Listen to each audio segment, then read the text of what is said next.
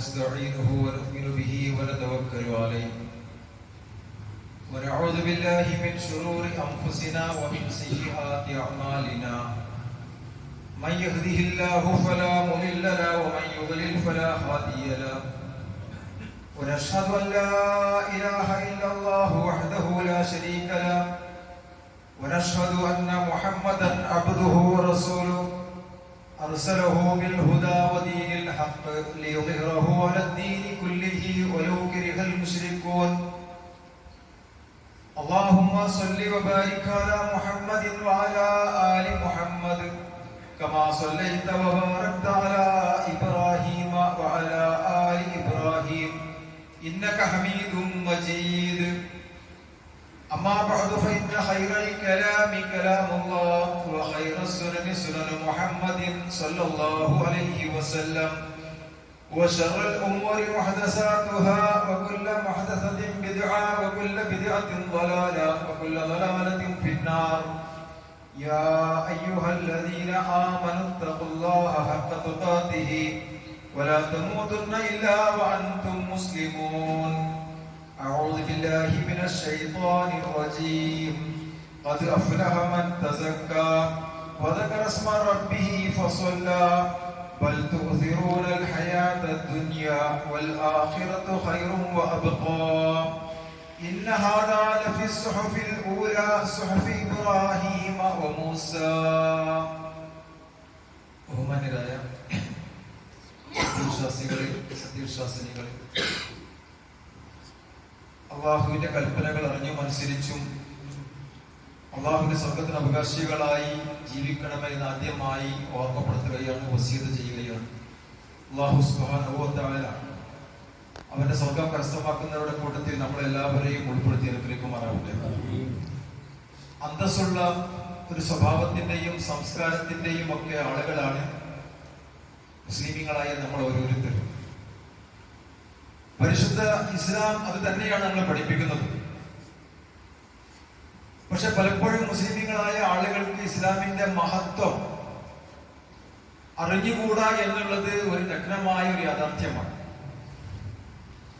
അതുകൊണ്ട് തന്നെ മറ്റ് മതങ്ങളുടെയും സംസ്കാരങ്ങളും സ്വഭാവങ്ങളും അവരുടെ ആചാരങ്ങളും അനുഷ്ഠാനങ്ങളും വിശ്വാസങ്ങളും ഒക്കെ ഈ സമുദായത്തിൽപ്പെട്ട ചില ആളുകളിൽ പിടികൂടിയിട്ടുണ്ട് എന്നുള്ളത് ഒരു നഗ്നമായ യാഥാർത്ഥ്യമാണ്.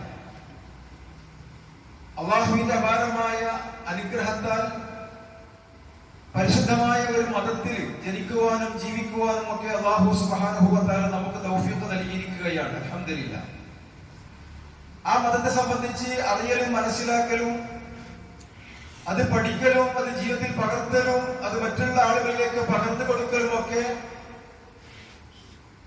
ഖുർആനിലും സുന്നത്തിലും വിശ്വസിക്കുന്ന നമ്മുടെ ഓരോരുത്തരുടെയും ബാധ്യതയാണ്, കടമയും കടപ്പാടുമാണ് എന്നുള്ള ഒരു സത്യം നമ്മൾ തിരിച്ചറിയണം. നമ്മുടെ മക്കളോട്, വീട്ടുകാരോട്, അയൽവാസികളോട്, കൂട്ടുകാരോട്, നാട്ടുകാരോട് തുടങ്ങിയവരോടൊക്കെ ഈ സന്ദേശങ്ങളിൽ പകർന്നു കൊടുക്കേണ്ട, പറഞ്ഞു കൊടുക്കേണ്ട, മനസ്സിലാക്കി കൊടുക്കേണ്ട, ദഅവത്ത് നടത്തേണ്ട, പ്രബോധനം ചെയ്യേണ്ട ബാധ്യത കൂടി നമ്മിൽ അർപ്പിതമാണ് എന്നുള്ളതാണ് നമ്മൾ മനസ്സിലാക്കേണ്ടത്. ലജ്ജ എന്ന് പറഞ്ഞാൽ ഈമാനിന്റെ ഭാഗമാണെന്നും ലജ്ജയില്ലാത്ത വിശ്വാസത്തിന്റെ കുറവാണെന്നും ഒക്കെയാണ് കഴിഞ്ഞ ഖുതുബയിലൂടെ നമ്മൾ കേട്ടുകൊണ്ടിരുന്നത്. ചെറുതും വലുതുമായ ഒരുപാട് കാര്യങ്ങൾ, മൂല്യങ്ങൾ, സ്വഭാവങ്ങൾ അള്ളാഹുവിന്റെ പ്രവാചകൻ സല്ലല്ലാഹു അലൈഹി വസല്ലം നമ്മളെ പഠിപ്പിച്ചിട്ടുണ്ട്. ഈ കാര്യങ്ങളൊക്കെ കൃത്യമായും വ്യക്തമായും അറിഞ്ഞും മനസ്സിലാക്കിയും പ്രവാചകന്റെ ചര്യകളിൽ ഉൾക്കൊണ്ടുകൊണ്ട് സ്വീകരിച്ചുകൊണ്ട് ഒരു യഥാർത്ഥ മുസ്ലിമായി ജീവിക്കുക എന്നുള്ളത് പരലോകത്ത് സ്വർഗം ആഗ്രഹിക്കുന്ന ഓരോരുത്തരുടെയും ബാധ്യതയാണ്.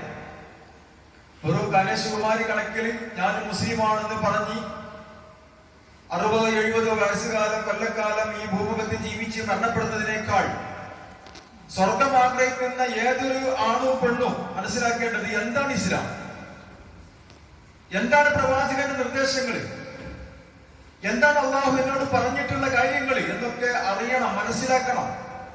അതിന് താല്പര്യം കാണിക്കണം. അതൊരു വിശ്വാസത്തിന്റെ ഭാഗമാണ്. അതല്ലാത്ത ആളുകൾക്ക് എങ്ങനെയും ജീവിക്കാൻ സാധിക്കും. മറ്റുള്ളവരുടെ സംസ്കാരങ്ങൾ സ്വീകരിച്ചുകൊണ്ട് അവരോടൊപ്പം തോളോട് തോട് ചേർന്നുകൊണ്ട് അവർക്ക് ജീവിക്കാൻ പറ്റും. പക്ഷെ ഒരു വിശ്വാസിയെ സംബന്ധിച്ചിടത്തോളം അവന് കൃത്യമായ വ്യക്തമായ നിർദ്ദേശങ്ങളും നിയമങ്ങളും ഉണ്ട്. എന്തിനേറെ പറയുന്നു, പ്രവാചകൻ സല്ലല്ലാഹു അലൈഹി വസല്ലം ഒരിക്കൽ പറഞ്ഞു, ലാ യഖ്ലുവന്ന റജുലുൻ ബിഇംറാത്തിൻ, ഒരാണും പെണ്ണും അന്യ പുരുഷനും സ്ത്രീയും തനിച്ചാകാൻ പാടില്ല. കാരണമില്ല, കാന ശൈത്വാനു സാലിസുഹുമാ, ഒരു അന്യ ആണും പെണ്ണും ഒറ്റക്കായിരുന്നാൽ അവിടെ മൂന്നാമനായി പിശാച് ഉണ്ടാകുമെന്ന്. അത്രത്തോളം സൂക്ഷ്മമായ കാര്യങ്ങൾ പോലും പറഞ്ഞു തന്ന മതമാണ് ഇസ്ലാം. വേണ്ടാത്ത തോന്നലുകളും ചിന്തകളും അതുവഴി പാപങ്ങളിലേക്കും തെറ്റുകളിലേക്കും ഒക്കെ അവൻ വഴി പോവാൻ സാധ്യതയുണ്ട്. അതുകൊണ്ട് മഹറമല്ലാത്ത അന്യ പുരുഷന്മാരും സ്ത്രീയും തനിച്ചാകരുത്. കാരണം മൂന്നാമൻ അവർക്കിടയിൽ പ്രവർത്തിക്കും, അത് പിശാചാണ് എന്ന് നബി സല്ലല്ലാഹു അലൈഹി വസല്ലം പറഞ്ഞ കാര്യങ്ങൾ. മാത്രമല്ല ആൾക്കൂട്ടങ്ങളിലും ഒറ്റക്കുമൊക്കെ അഴിഞ്ഞാടുന്നതും അതുപോലെ മേക്കപ്പ് ഇട്ട് ആഘോഷ പരിപാടികളിലൊക്കെ പങ്കെടുക്കുന്നതും ഒക്കെ അല്പവസ്ത്രം ധരിച്ചുകൊണ്ട് സ്ത്രീകളുടെ തുള്ളിച്ചാട്ടവും ഒക്കെ അതൊന്നും ഇസ്ലാം അനുവദിക്കുന്നില്ല. ഇസ്ലാം ഹറാമാക്കിയ കാര്യമാണ്. ആൺവേഷം ധരിക്കുന്ന പെണ്ണുങ്ങൾ, പെൺവേഷം ധരിക്കുന്ന പുരുഷന്മാർ അല്ലാഹു ശപിച്ചിരിക്കുന്നു. പ്രവാചകൻ പറയുന്നു അല്ലാഹു ശപിച്ചിരിക്കുന്നു. അപ്പൊ ഇസ്ലാമില് ആണ് ധരിക്കേണ്ട വസ്ത്രം എങ്ങനെയായിരിക്കണം, സ്ത്രീ ധരിക്കേണ്ട വസ്ത്രം എങ്ങനെയായിരിക്കണം എന്നൊക്കെ കൃത്യമായി പഠിപ്പിക്കുന്ന മതമാണ് ഇസ്ലാം. മുസ്ലിമീങ്ങൾ അങ്ങനെ ധരിക്കാൻ പാടുള്ളൂ. പക്ഷെ അമുസ്ലിമീങ്ങൾക്ക് എന്തുമാവാം. അവർക്ക് നിയമങ്ങളില്ല, നിർദ്ദേശങ്ങളില്ല, പരലോകമില്ല, സ്വർഗമില്ല, നരകമില്ല, അങ്ങനെ ഒരു വിശ്വാസം അവർക്കില്ല. അതുകൊണ്ട് അവർക്ക് എന്തുമാവാം. പക്ഷെ അവരോടൊപ്പം നമ്മളും അതേപോലെ എന്തുമാവാമെന്ന ധാരണയിൽ ജീവിക്കുകയാണെങ്കിൽ അവർ നമ്മൾ തമ്മിൽ യാതൊരു വ്യത്യാസവുമില്ല. അമുസ്ലിമീങ്ങളെയും നമ്മളെയും വേർതിരിക്കുന്നത് പരിശുദ്ധ ഖുർആനും പ്രവാചകന്റെ സുന്നത്തുമാണ്. അത് പ്രവാചകൻ 23 വർഷക്കാലം ജീവിതത്തിലൂടെ വളരെ വ്യക്തമായി നമുക്ക് കാണിച്ചു തന്നിട്ടുണ്ട്. അതുകൊണ്ട് ഒരു പുരുഷൻ എങ്ങനെ ജീവിക്കണം, ഒരു സ്ത്രീ എങ്ങനെ ജീവിക്കണം, എന്ത് ധരിക്കണം, എന്ത് ധരിച്ചുകൂടാ, എന്ത് പറയണം, എന്ത് പറഞ്ഞുകൂടാ, എല്ലാം വളരെ വ്യക്തമായി പഠിപ്പിച്ച മതമാണ് ഇസ്ലാം. നോക്കൂ നിങ്ങൾ, മഹാനായ നബി സല്ലല്ലാഹു അലൈഹി വസല്ലം പറഞ്ഞു, വനിസാഉൻ, ചില സ്ത്രീകളെ, കാസിയാത്തുൻ ആലിയാത്തുൻ, അവർ വസ്ത്രം ധരിച്ചവരാണ്, പക്ഷേ അവർ നഗ്നകളുമാണ്, വസ്ത്രം ധരിക്കാത്തവരുമാണ്. വസ്ത്രം ധരിച്ച സ്ത്രീകൾ എങ്ങനെയാണ് വസ്ത്രം ധരിക്കാത്ത സ്ത്രീകളായി മാറുന്നത്? എന്തിനു വേണ്ടിയിട്ടാണോ വസ്ത്രം ധരിക്കാൻ വേണ്ടി ഇസ്ലാം പഠിപ്പിച്ചത്, ആ ലക്ഷ്യം പൂർത്തിയാകാത്ത വസ്ത്രം അത് വസ്ത്രം ധരിക്കാത്തവരെ പോലെയാണ്. മായിലാത്തുൻ മുമീലാത്തുൻ, അവർ ചാഞ്ഞും ചെരിഞ്ഞും ഒക്കെ നടക്കും. ഒട്ടകത്തിന്റെ പൂഞ്ഞ ആടിക്കളിക്കുന്നത് പോലെ തലയാട്ടിക്കൊണ്ട് അന്യ ആളുകൾ ആകർഷിക്കുന്ന വിധത്തിൽ കൊഞ്ചും കുഴഞ്ഞുമൊക്കെ ആളുകളെ വശീകരിക്കുന്ന രൂപത്തിൽ വസ്ത്രം ധരിച്ചുകൊണ്ട് സംസാരിച്ചുകൊണ്ട് അങ്ങനെ നടക്കുന്ന സ്ത്രീകൾ. എന്നിട്ട് പ്രവാചകൻ പറയുന്നില്ല, ആ സ്ത്രീകള് അവർ ഒരിക്കലും സ്വർഗത്തിൽ പ്രവേശിക്കൂല. ആ സ്വർഗത്തിന്റെ പരിമളം പോലും അവർക്ക് അനുഭവിക്കാൻ സാധ്യമല്ല. സ്വർഗത്തിൽ പ്രവേശിക്കൂല എന്ന് മാത്രമല്ല, സ്വർഗത്തിന്റെ വാസന പോലും, സ്മെല്ല് പോലും അവർക്ക് കിട്ടൂല.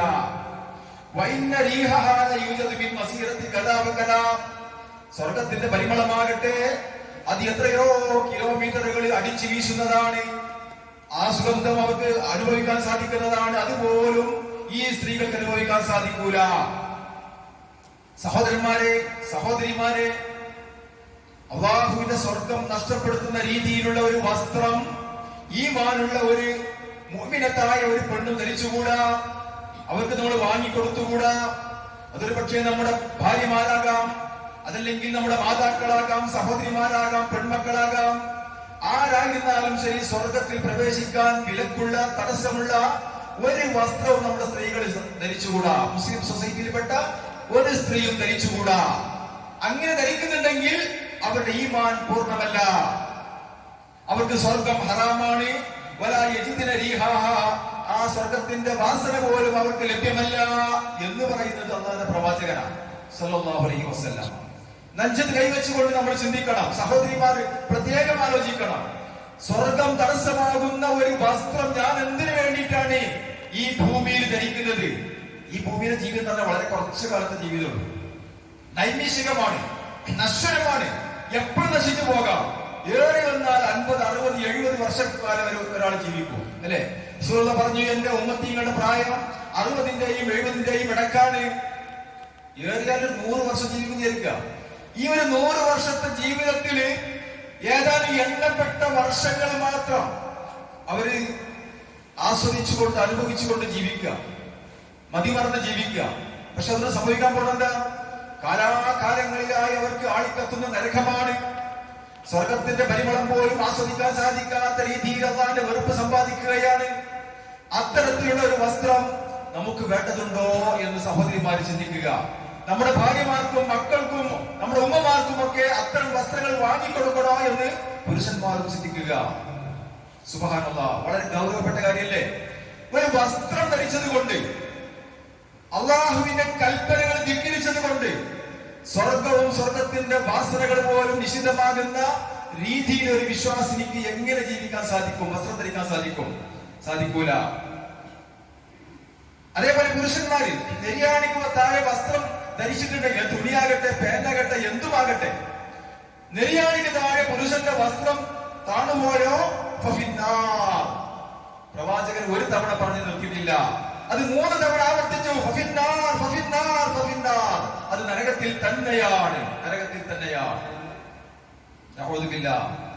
അങ്ങനെ നരകത്തിൽ പോകുന്ന ഒരു വസ്ത്രം നമ്മൾ എന്തിനാണ് സഹോദരന്മാരെ ഈ ഭൂമുഖത്ത് നമ്മൾ ധരിക്കുന്നത്? ഈമാനുള്ള ഒരാൾക്ക് ധരിക്കാൻ സാധ്യമാണോ? അപ്പൊ നമ്മൾ പറയും, നിസ്കരിക്കുമ്പോൾ കയറ്റി എടുക്കുന്നുണ്ടല്ലോ, അല്ലെങ്കിൽ പാന്റുകളൊക്കെ മടക്കി വെക്കുന്നുണ്ടല്ലോ, അല്ലേ? പക്ഷെ ഈമാൻ ശരിക്കും ഹൃദയത്തിലേക്ക് കടന്നു വന്നാൽ ഒരു മടക്കി വെക്കലും അനുവദനീയമല്ല. നമസ്കരിക്കാൻ നിൽക്കുന്ന സമയത്ത് മാത്രമല്ലല്ലോ അല്ല കാണുന്നത്. അള്ളി റസൂൽ എന്തൊരു കാര്യം പറഞ്ഞു, അള്ളിയും റസൂലും എന്തൊരു കാര്യം പറഞ്ഞു, ഞങ്ങൾ കേട്ടിരിക്കുന്നു, അനുസരിച്ചിരിക്കുന്നു, ഞങ്ങൾക്ക് ആ വസ്ത്രം മതി, ആ ഭക്ഷണം മതി, ആ ജീവിതം മതി എന്ന് പറയുന്നവരാണ് വിശ്വാസി. അതാണ് വിശ്വാസത്തിന്റെ പരിപൂർണത. അന്യ ആണും പെണ്ണും ഒറ്റയ്ക്കിരിക്കുന്നത് മാത്രമല്ല, കൂടിക്കലരുന്നതും ഇസ്ലാം വിലക്കിയിട്ടുണ്ട്. അവിടൊക്കെ നിയമങ്ങൾ പാലിക്കണം, ഇസ്ലാമിന്റെ നിർദ്ദേശങ്ങൾ പാലിക്കണം. ഇസ്ലാം അനുവദിക്കാത്ത രീതിയിലുള്ള ഓരോ കൂടിച്ചേരലുകളും ആര് ചെയ്താലും, എവിടെ വെച്ച് ചെയ്താലും, എന്ത് ചെയ്താലും തെറ്റ് തന്നെയാണ്. ഹറാം തന്നെയാണ്. അത് DJ പാർട്ടി ആയാലും, സമ്മേളന പന്തലിലായാലും, അത് ഉറൂസിലോ ഉത്സവങ്ങളിലോ അതുപോലെയുള്ള നേർച്ചകളിലോ എവിടെ ആയിരുന്നാലും ശരി, കൂടിക്കലലുകളും കൂടിച്ചേരലുകളും ഒക്കെ അല്പവസ്ത്രം ധരിച്ചുകൊണ്ട് തുള്ളിച്ചാടലുകളും മേക്കപ്പിട്ട ആഭാസങ്ങളും ഒക്കെ ഒരു മുസ്ലിമത്തിന് പാടില്ല എന്നുള്ളത് നമ്മൾ മനസ്സിലാക്കണം. ആദ്യത്തെ ഒരു ലജ്ജിപ്പേടിയൊക്കെ ഉണ്ടാവും.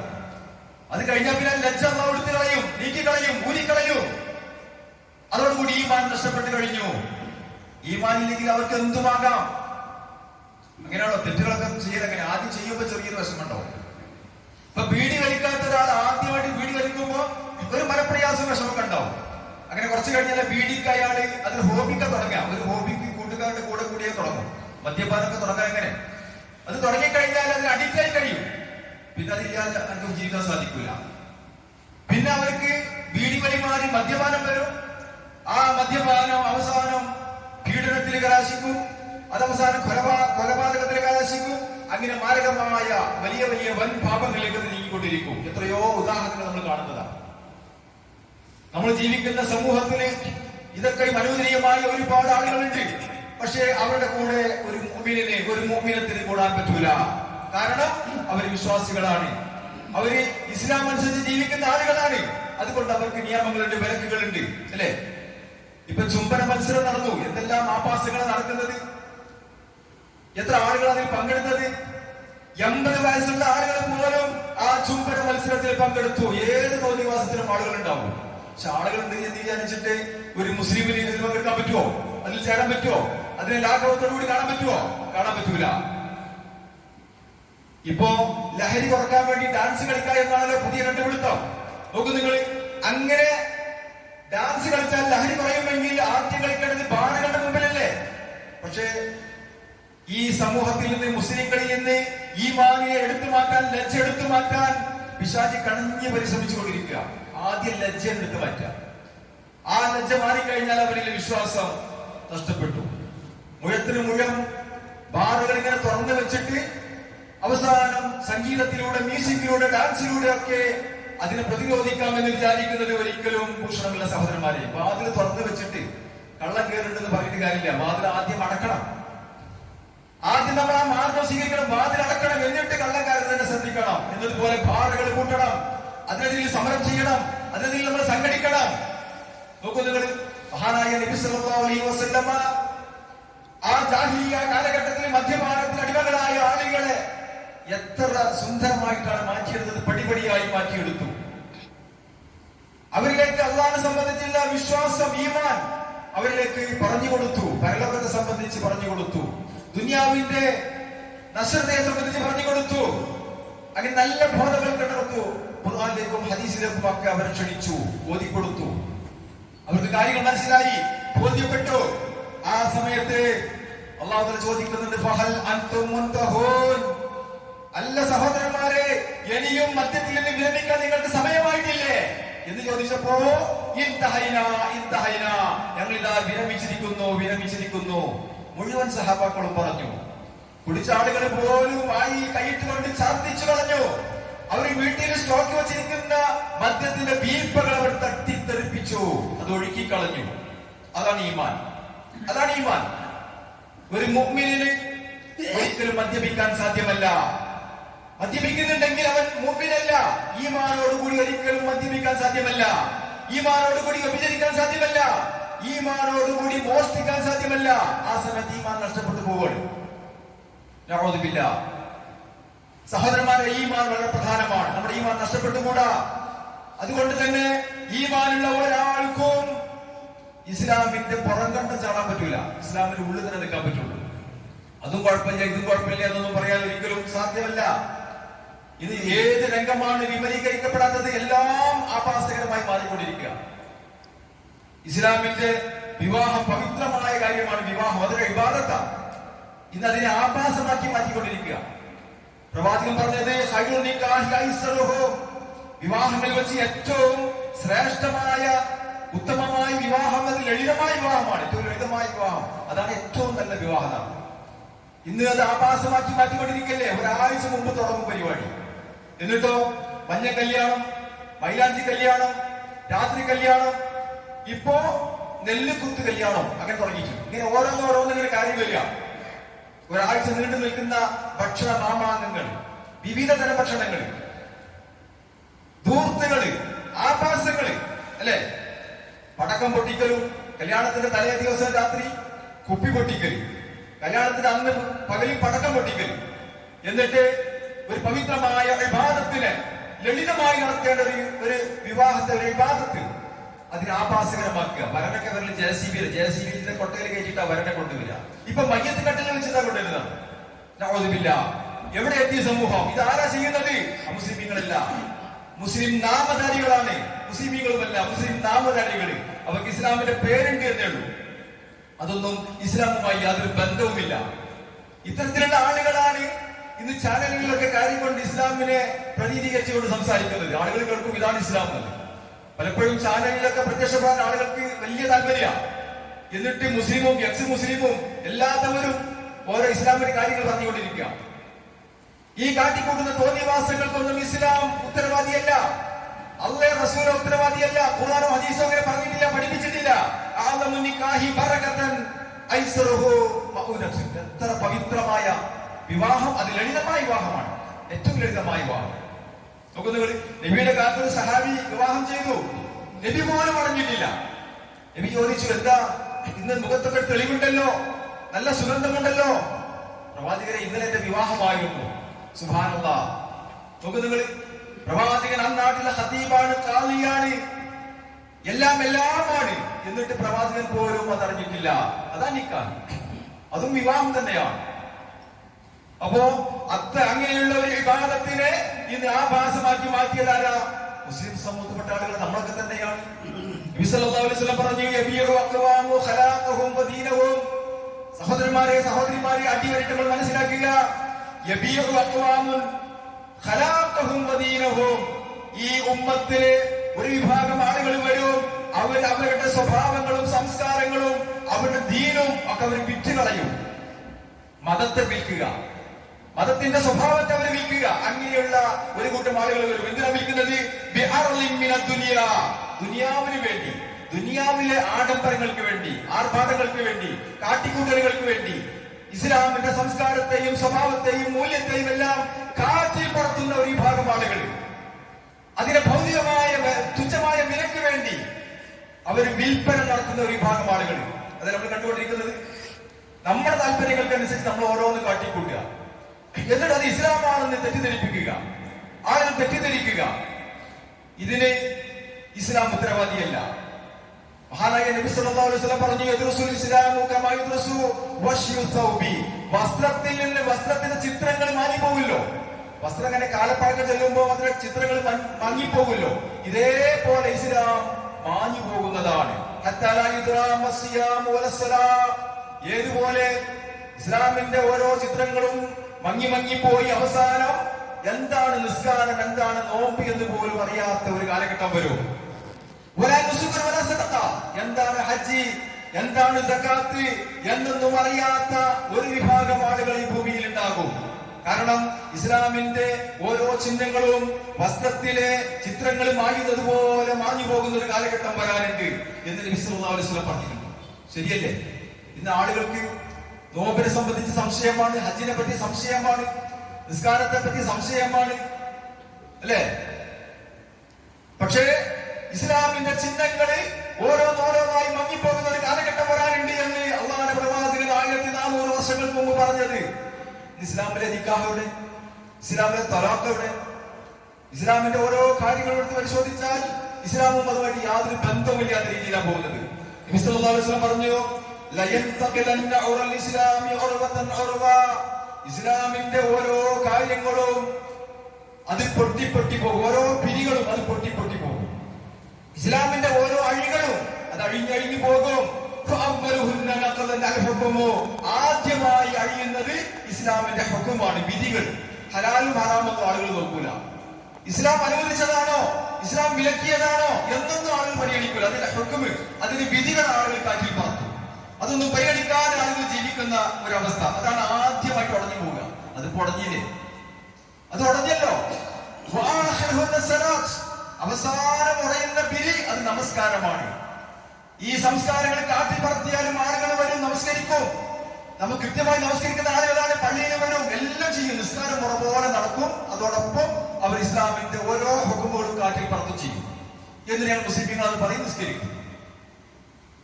അങ്ങനെ ഒരു കാലഘട്ടം വരാനുണ്ട് എന്ന് നബി സല്ലല്ലാഹു അലൈഹി വസല്ലം മുന്നറിയിപ്പ് നൽകിയിട്ടുണ്ട്. ഇന്ന് പള്ളിയിലൊക്കെ ആളുകളാണ്, എല്ലാവരും നിസ്കാരക്കാരാണ്. പക്ഷേ നിസ്കാരം കഴിഞ്ഞാൽ, സലാം കിട്ടി കഴിഞ്ഞാൽ പിന്നെ അവർക്ക് എന്തുമാകാം എന്നുള്ള ഒരു തോന്നലാണ്. പക്ഷേ നമസ്കരിക്കുമ്പോൾ മനസ്സിലാക്കണം, ഇന്ന സ്വലാത്ത തൻഹാ അനിൽ ഫഹ്ശാഇ വൽ മുൻകർ. നീചമായ നികൃഷ്ടമായ കാര്യത്തിൽ നിന്ന് നമസ്കാരം അവരെ തടയണം. അതാണ് നിസ്കാരത്തിന്റെ ഗുണം. ഒരാൾ 5 നേരം നിസ്കരിക്കുന്നുണ്ടെങ്കിൽ അയാൾ പിന്നെ വലിയ തെറ്റൊന്നും വരാൻ പാടില്ല. അഥവാ അവരെ തെറ്റു വന്നാൽ വേഗം കേടിച്ചു മടങ്ങും. അല്ലാതെ തെറ്റിലിങ്ങനെ മുഴുകി നിൽക്കുക, ഒരു ഭാഗത്ത് നിസ്കരിക്കുക, ഒരു ഭാഗത്ത് തെറ്റുകൾ പ്രവർത്തിക്കുക, അതൊരിക്കലും നിസ്കാരക്കാരിൽ അല്ലാഹു സ്വീകരിക്കുന്ന നമസ്കാരക്കാരിൽ ഉണ്ടാവാൻ സാധ്യമല്ല, ഉണ്ടാവില്ല. അപ്പോ ഇസ്ലാമില് ആദ്യമായി ഉടഞ്ഞു പോകൽ അതിന്റെ ഹുക്കുമുകളാണ്. ഹലാലും ഹറാമും പരിഗണിക്കാതെ ജീവിക്കുന്ന ഒരവസ്ഥ. സാമ്പത്തിക രംഗത്താകട്ടെ, അല്ലാത്ത രംഗത്താകട്ടെ, വസ്ത്രം ധരിക്കുന്ന രംഗത്താകട്ടെ, ഭക്ഷണം കഴിക്കുന്ന രംഗത്താകട്ടെ, ഒക്കെ അവർ ഇസ്ലാം അനുവദിച്ചതാണോ അനുവദിക്കാത്തതാണോ അതൊന്നും ഒരു പരിഗണിക്കൂല. പക്ഷെ അപ്പോഴും അവർ നമസ്കരിച്ചു കൊണ്ടിരിക്കും.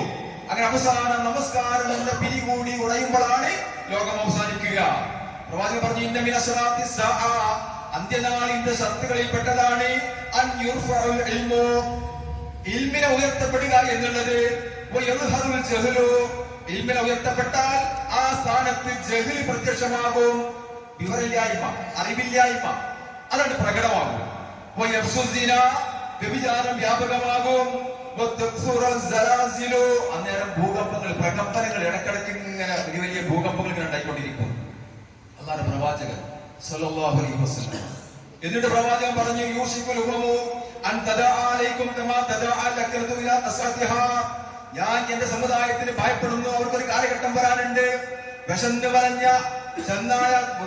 വലഞ്ഞ ആളുകൾ ഭക്ഷണത്തളികയിലേക്ക് ആർത്തിയോടെ ഓടിച്ചെല്ലുന്നത് പോലെ ഈ സമുദായത്തിലേക്ക് അതിന്റെ ശത്രുക്കൾ ഓടി വരും. എല്ലാവർക്കും കയറി ആക്രമിക്കാൻ പറ്റിയ ഒരു കൂട്ടം ആളുകളായി ഈ സമുദായം മാറും. എല്ലാവരും ആക്രമിക്കും മുസ്ലിമീങ്ങളെ. അവർ ഭീകരവാദികളാണ്, തീവ്രവാദികളാണ്, അവർ താന്തോന്നികളാണ്, തോന്നിവാസികളാണ് എന്നൊക്കെ പറഞ്ഞ് എല്ലാവരും ഈ സമുദായത്തിന് നേരെ പാഞ്ഞു കയറും. അന്നേരം സഹാബാക്കളിൽ ഒരാൾ ചോദിച്ചു, അള്ളാന്റെ പ്രവാചകരെ, അന്നത്തെ ദിവസം ഞങ്ങൾ വളരെ കുറച്ച് ആളുകളെ ഉണ്ടാവുള്ളൂ, അതുകൊണ്ടാണോ അങ്ങനെ ആക്രമിക്കപ്പെടുന്നത്? കാലപ്രവാചകൻ പറഞ്ഞു, ബൽ അൻതും യൗമൈദിൻ കസീർ, നിങ്ങൾ കുറച്ചാളുകളല്ല, നിങ്ങൾ ഒരുപാട് ആളുകൾ ഉണ്ടാകും. വലാകിന്നകും, പക്ഷേ മലവെള്ളപ്പാച്ചിലെ ചപ്പു ചവറുകളെ പോലെ, ചണ്ടികളെ പോലെ ഈമാനില്ലാത്ത ആളുകളായി അവർ മാറും. ആ ആളുകളിലേക്കാണ് ആ സമുദായത്തിലേക്കാണ് ശത്രുക്കൾ പാഞ്ഞെടുക്കുക. അതാണ് പ്രവാചകൻ പറയാ. ഇന്ന് ഇഷ്ടംപോലെ മുസ്ലിങ്ങളുണ്ട്, പക്ഷെ ഇസ്ലാമില്ല. ഇഷ്ടംപോലെ മുസ്ലിം നാമധാരികളുണ്ട്, പക്ഷെ അതുകൊണ്ട് ഇസ്ലാമിന് യാതൊരു ഗുണമില്ല. അപ്പോ അവരിലേക്ക് ശത്രുക്കൾ പാഞ്ഞെടുക്കും. ഏതിലേക്ക് അടുക്കുന്നത് പോലെ ആർത്ത് വിശന്ന് വലഞ്ഞ ഒരു മൃഗം ഇറയെ കാണുമ്പോ അതിനെ ഓടിച്ചാടി പിടിക്കുന്നത് പോലെ പാഞ്ഞു വരും. നമ്മൾ അള്ളാഹുവിനോട് കാവൽ ചോദിക്കണം. ആ സമയത്ത് ആളുകൾക്ക് വഹന് പിടിപ്പെടുമെന്ന് റസൂൽ പറയുന്നത്. വഹന്, സഹാബാക്കൾ ചോദിച്ചു, എന്താ പ്രവാചകരെ വഹന് എന്ന് പറഞ്ഞാൽ? അത് ദുനിയാവിനോടുള്ള ആർത്തിയാണ്, ദുനിയാവിനോടുള്ള സ്നേഹം, പ്രേമം, ദുനിയാവ്, പണം, സൗകര്യം, സുരാഡംബരം, എങ്ങനെയെങ്കിലും അടിച്ചു പൊളിച്ച് ജീവിക്കണമെന്ന ഒരു ചിന്ത ആളുകളിലേക്ക് വരും. മരിക്കാൻ അവർക്ക് ഭയങ്കര പേടിയായിരിക്കും, ഭയങ്കര മടിയാണ്. അങ്ങനത്തെ ഒരു കാലഘട്ടം വരും. അതുകൊണ്ട് നമ്മുടെ ഈമാൻ നമ്മൾ സംരക്ഷിക്കപ്പെടണം. ബഹുസ്വര രാജ്യത്താണ് നമ്മൾ ജീവിക്കുന്നത്. നമുക്കിടയിൽ ഒരുപാട് അന്യമതക്കാരുണ്ട്. അവർ ധരിക്കുന്ന വസ്ത്രം നമുക്ക് ധരിച്ചുകൂടാ, അവരുടെ ജീവിതശൈലി നമുക്ക് സ്വീകരിച്ചുകൂടാ. നാം സ്വീകരിക്കേണ്ടത് അള്ളാഹുവിന്റെ പ്രവാചകനെയുമാണ്, ഖുർആനും ഹദീസുമാണ്. അതുകൊണ്ട് അതിൽ പറഞ്ഞ കാര്യങ്ങൾ അപ്പടി സ്വീകരിക്കുക. അതിൽ ഹറാമുണ്ട്, ഹലാലുണ്ട്, സത്യമുണ്ട്, അസത്യമുണ്ട്, നീതിയുണ്ട്, അനീതിയുണ്ട്, ധർമ്മമുണ്ട്, അധർമ്മമുണ്ട്. അതുകൊണ്ട് സത്യത്തിന്റെ ഭാഗത്ത് നമ്മൾ ഉറച്ചു നിൽക്കണം. എന്നിട്ട് ഞാൻ മുസ്ലിമായി ജീവിച്ച് സ്വർഗം കരസ്ഥമാക്കാൻ വേണ്ടി പരിശ്രമിക്കുമ്പോഴാണ് അള്ളാഹുന്റെ സ്വർഗം നമുക്ക് ഓരോരുത്തർക്കും ലഭിക്കുക. അല്ലാഹു സുബ്ഹാനഹു വ തആല സത്യം സത്യമായി കേൾക്കുവാനും അത് ഉൾക്കൊള്ളുവാനും നമ്മളെല്ലാവരെയും അനുഗ്രഹിക്കും.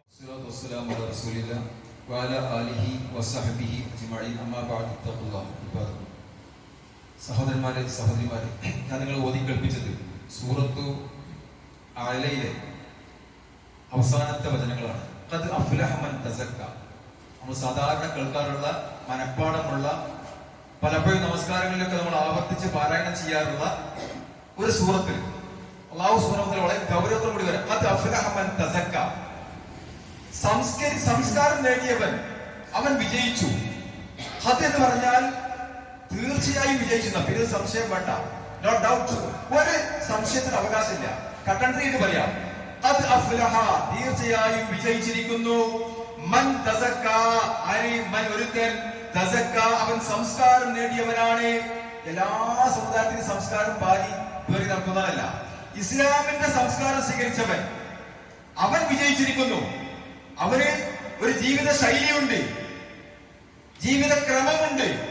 അത് ഇസ്ലാം പഠിപ്പിച്ചിട്ടുണ്ട്. ആ ഇസ്ലാം അനുസരിച്ചുകൊണ്ട് ജീവിതത്തെ ക്ലിപ്തപ്പെടുത്തിയവൻ, ജീവിതത്തെ ചിട്ടപ്പെടുത്തിയവൻ, അവനാണ് വിജയിച്ചവൻ. അത് വളരെ ഗൗരവം മനസ്സിലാക്കണം. എല്ലാവരും വിജയിക്കൂലേ? അത് അഫ്ലഹ മൻ തസക്ക, അത് വളരെ കുറഞ്ഞ ആളുകൾക്ക് സാധിക്കുള്ളൂ. കാരണം ഞാനൊരു മുസ്ലിമാണ്, എനിക്ക് ഇത് അനുവദനീയമാണോ അതല്ല നിഷിദ്ധമാണോ, ഹലാലാണോ ഹറാമാണോ എന്തൊക്കെ നോക്കി പഠിച്ച് മനസ്സിലാക്കിയതിനു ശേഷം ഒരു വിശ്വാസത്തിന് വിഷയത്തിലേക്ക് ഇറങ്ങാൻ പറ്റുള്ളൂ. അങ്ങനെ ഇസ്ലാമിന്റെ സംസ്കാരങ്ങൾ സ്വീകരിച്ചവൻ അവനാണ് വിജയിച്ചവൻ. കാരണം എന്താ? അവനവന്റെ റബ്ബിനെ ഓർത്തു. ഏതൊരു വിഷയം വരുമ്പോഴും റബ്ബിനെ ഓർക്കുക. അവന്റെ റബ്ബിനെ അവൻ ഓർത്തു. എന്നിട്ട് അവൻ നമസ്കരിച്ചു. സുബ്ഹാനല്ലാഹ്, 5 നേരം നമ്മൾ നിസ്കരിക്കുമ്പോ റബ്ബിനെ നമുക്ക് ഓർമ്മ വരൂലേ? റബ്ബിനെ മറക്കാൻ പറ്റുന്ന സമയമുണ്ടോ? അങ്ങനെ അള്ളാഹനെ ഓർത്തുകൊണ്ട് അള്ളാഹനെ നാമോസ്മരിച്ചുകൊണ്ട് നമസ്കാരം കൃത്യമായി നിലനിർത്തുന്ന മനുഷ്യനിൽ ഇസ്ലാം അല്ലാത്ത സംസ്കാരം അയാളിൽ ഉണ്ടാവില്ല. ഒരു പെരുമാറ്റോ സ്വഭാവമോ സംസാരമോ അയാളിൽ ഉണ്ടാവില്ല. പക്ഷേ അള്ള പറയാണ്, വേണ്ടിയിട്ടാണ് നിങ്ങൾ മതത്തെ വലിച്ചെറിയുന്നത്. മതത്തിന്റെ സംസ്കാരങ്ങളെയും മൂല്യങ്ങളെയും ഹറാമുകളെയും ഒക്കെ നിങ്ങൾ വലിച്ചെറിയുന്നത് ഈ ദുനിയാവിന് പ്രാധാന്യം കൊടുക്കുക. ദുനിയാവിലെ ജീവിതത്തിൽ നിങ്ങൾ പ്രാധാന്യം കൊടുക്കുന്നു. പക്ഷേ നിങ്ങൾ മനസ്സിലാക്കിക്കോ, പരലോക ജീവിതമാണ് നിങ്ങൾക്ക് ഏറ്റവും ഹൈറും അവശേഷിക്കുന്നതും നിങ്ങൾക്ക് ബാക്കിയാകുന്നതും ഏറ്റവും ഉത്തമമായതും അത് പരലോക ജീവിതമാണ്. ഇത് മുൻകഴിഞ്ഞു പോയ എല്ലാ ഏടുകളിലും അന്ന് പറഞ്ഞ കാര്യമാണ്. മൂസാ നബിക്കും അതുപോലെ ഇബ്രാഹിം നബിക്കും ഒക്കെ കൊടുത്ത എല്ലാ ഏടുകളിലും ഗ്രന്ഥങ്ങളിലും ഒക്കെ പറഞ്ഞ കാര്യം തന്നെയാണ് മുഹമ്മദ് നബി പറയുന്നത്. എന്താ? ദീൻ അനുസരിച്ചുകൊണ്ട് ജീവിക്കണം, ഇസ്ലാം അനുസരിച്ചുകൊണ്ട് ജീവിക്കണം, അള്ളാഹ് അറിയണം. നിങ്ങൾ മുസ്ലിമീങ്ങളായിക്കൊണ്ടല്ലാതെ മരണപ്പെടാൻ പാടില്ല. മുസ്ലിമായി മരണപ്പെടണമെങ്കിൽ മുസ്ലിമായി ജീവിക്കണം. അപ്പോ മുസ്ലിമിന്റെ സംസ്കാരം അവർക്ക് ബാക്കിയുള്ളൂ. അമുസ്ലിമികളുടെ സംസ്കാരങ്ങളും അവരുടെ വേഷവിധാനങ്ങളും പാശ്ചാത്യ ശൈലികളും യൂറോപ്യൻ ശൈലികളൊന്നും സ്വീകരിച്ചുകൊണ്ട് അവരുടെ സംസ്കാരമൊന്നും സ്വീകരിച്ചാൽ ഒരു മുസ്ലിമാന്ന് പറയാൻ പറ്റൂല. മുസ്ലിം നാമധാരിക്ക് പറയാം, പക്ഷെ ഈമാനുള്ള അതുകൊണ്ടല്ലേ വിശ്വാസികളെന്ന് പറയും, വിശ്വാസികളെ നിങ്ങൾ അള്ളാഹുവിലും റസൂലിലും വിശ്വസിക്കണം, ഖുർആനിലും ഹദീസിലും വിശ്വസിക്കണം. ആരുടെ പറയുന്നത്? വിശ്വാസികളെ. സുബ്ഹാനല്ലാഹ്. അതുകൊണ്ട് സഹോദരന്മാരെ സഹോദരിമാരെ, ജീവിതം വളരെ വിലപ്പെട്ടതാണ്. ഇന്നല്ലെങ്കിൽ നാളെ മരിക്കും, ഒരു സംശയമില്ല. മരിച്ചു കഴിഞ്ഞാൽ പ്രവർത്തനം അവസാനിച്ചു. പിന്നെ പ്രവർത്തിച്ചതിന്റെ അനന്തര ഫലങ്ങൾ അനുഭവിക്കുന്നത്. പരലോകത്തെ ശാശ്വതമായ സ്വർഗം ലഭിക്കണോ? മുസ്ലിമായി ജീവിക്കണം. ഞാനൊരു മുസ്ലിമാണെന്ന് പ്രഖ്യാപിക്കണം. ഏത് ഘട്ടത്തിലും ആടി ഉലയാത്ത വിശ്വാസങ്ങൾ നമുക്കുണ്ടാകണം. അള്ളാഹു അനുഗ്രഹിക്കുമാറാവട്ടെ.